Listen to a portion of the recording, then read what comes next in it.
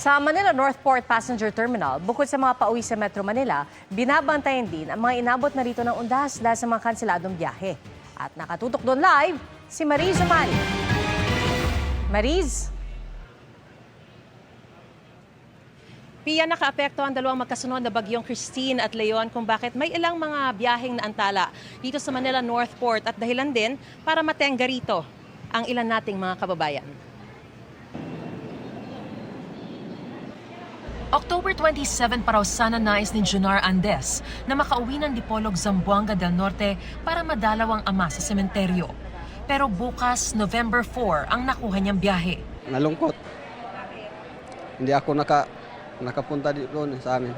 Alas 9 naman kagabi dapat ang biyahe ni Diana Alvarez pa Bacolod, pero wala raw barkong dumating.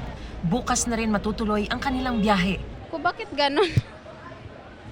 Tagal-tagal na naman.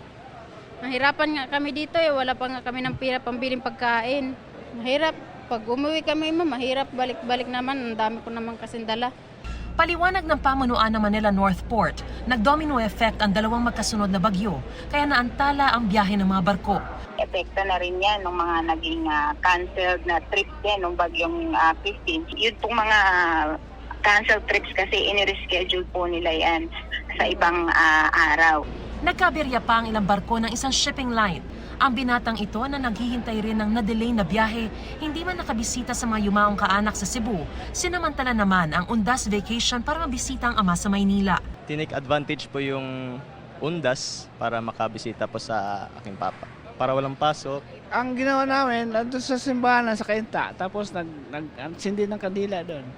Para makaiwas naman sa siksikan, ang pamilyang ito isang araw na advance sa Pantalan bago ang kanilang biyahe.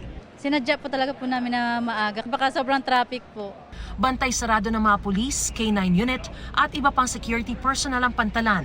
Mayroon ding help desk para alalayan ng mga pasaherong may emergency o anumang pangangailangan. Pia, ngayong araw inaasahan ang dagsa ng mga pasahero pabalik dito sa Maynila para makaabot sila sa pagbabalik opisina at eskwela bukas. May mga nauna ng mga dumating kaninang umaga pero ang bulto raw ng mga pasahero ay inaasahan darating mamayang alas 10 ng gabi mula Bacolod na may sakay na aabot sa 561 passengers. At yan ang latest mula rito sa Manila Northport. Balik sa iyo, Pia. Maraming salamat, Mariz Umali.